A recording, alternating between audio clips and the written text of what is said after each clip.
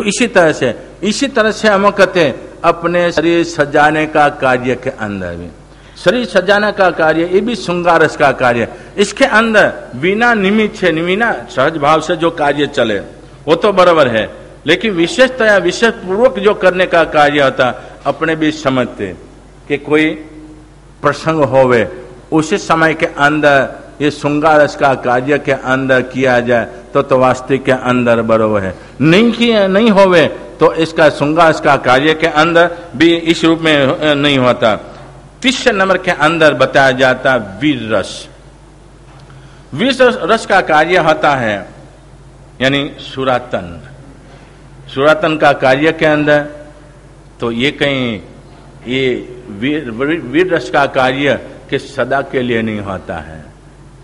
वीर रस का कार्य जब ये कोई कार्य होता है, कोई प्रसंग बनता है, उसी समय के अंदर सैनिक वीर रस के अंदर आते हैं।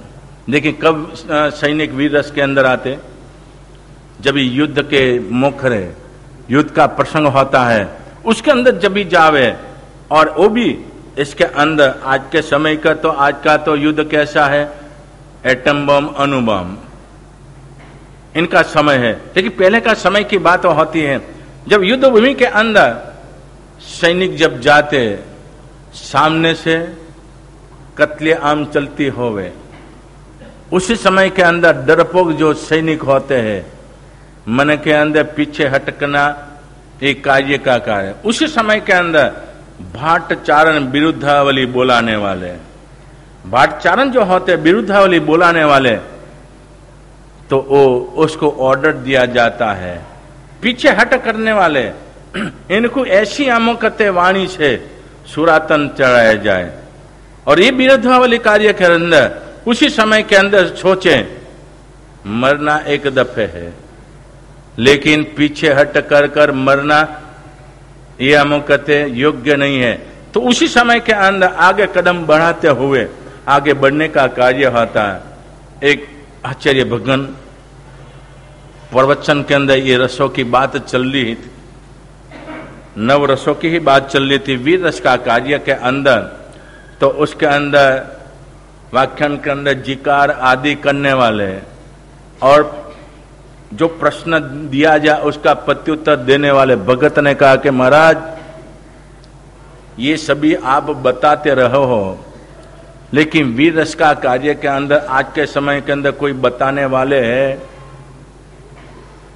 हाँ, हम संसार के अंदर बैठे हैं, कोई भी कार्य होता तो हमारे सुरातन तो आ ही जाता है, लेकिन ये अलग बात है। लेकिन आप कहते हैं वीर रस का कार्य के अंदर, वीर रस का कार्य के अंदर विरोधावली आदि बोले और उसके जीवन के अंदर सुरातन आ जाए, इसके जीवन के अंदर भाव आ जाए, तो आपकी वाणी के अंदर ऐसा कोई जादू ही है? ये तो आचार्य भगवान बात तो कही, लेकिन आचार्य भगवान के ऊपर ही बात आ गई। तो आचार्य भगवान ने कहा कोई बात नहीं भाई, वो कहीं ऐसे के तैसे नहीं बताई जाती, प्रसंग ऊपर बताई जाएगी। यीशु में बताते हुए एक दिन का समय के अंदर प्रवचन चल रहा है परमात्मा की वाणी।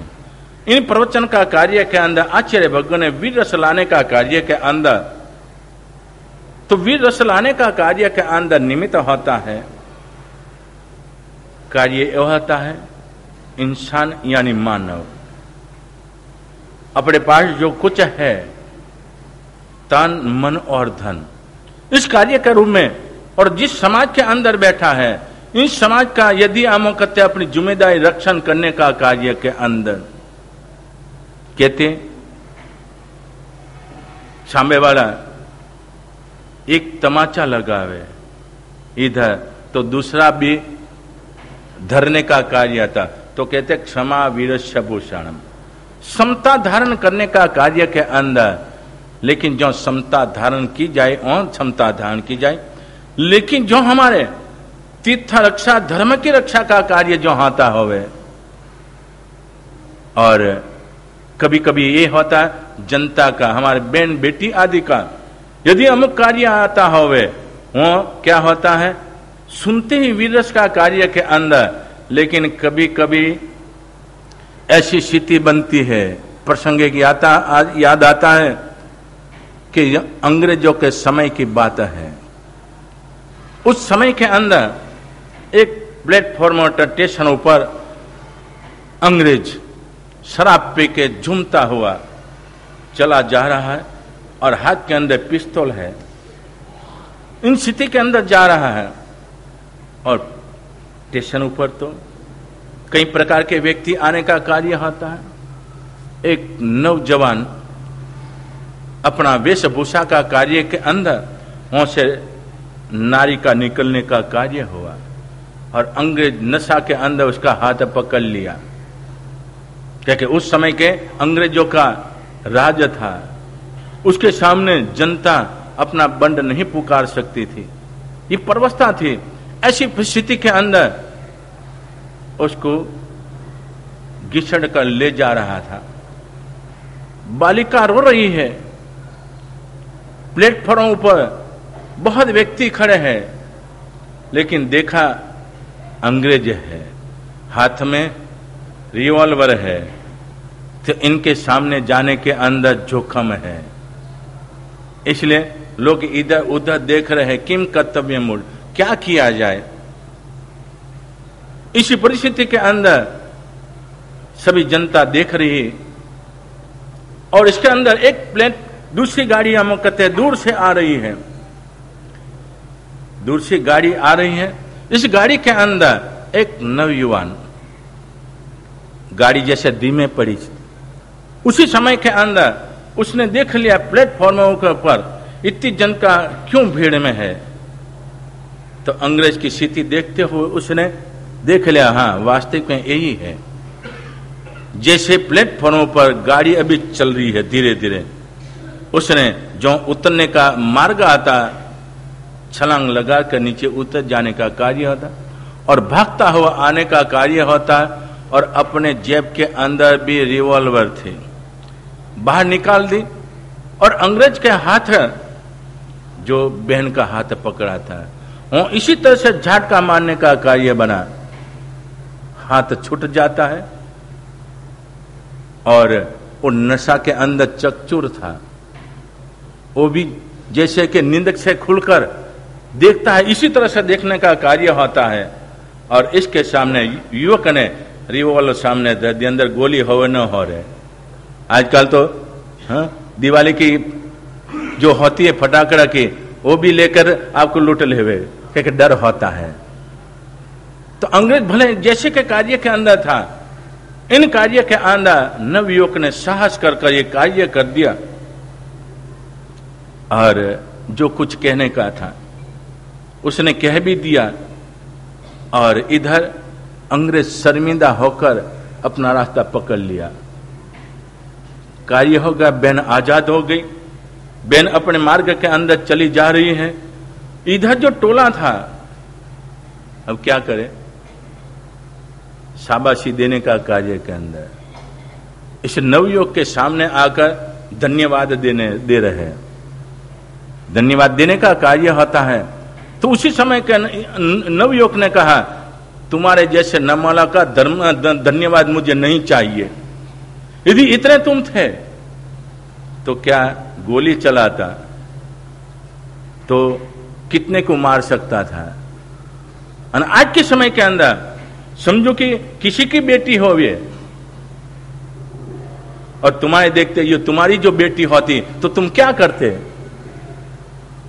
तो इसी समय के अंदर यदि अपने जीवन के अंदर सामायिक करना, पतिकन करना, एक इंडिया बे इंडिया आदि सब कुछ अपना धर्म है, जीवों को बचाने के मैत्री करुणा माध्यस्थ भाव का कार्य के अंदर, लेकिन जो हमारा धर्म का कार्य होता होवे, धर्म की हानि होती होवे, धर्म स्थानों का ध्वंस होता होवे, तो उसी समय के अंदर यदि अपने जीवन के अंदर चुपचाप बैठे रहे तो इधर कहा जाता है वीर रस का कार्य के अंदर वो ऑटोमेटिक आ जाने का कार्य होता। इधर आचार्य भगवान ने जो बात बताई धर्म की बात के अंदर आते हुए वीर रस का कार्य बताने का जो कार्य होता है, अभी प्रवचन ही चल रहा है वीर रस का कार्य के अंदर।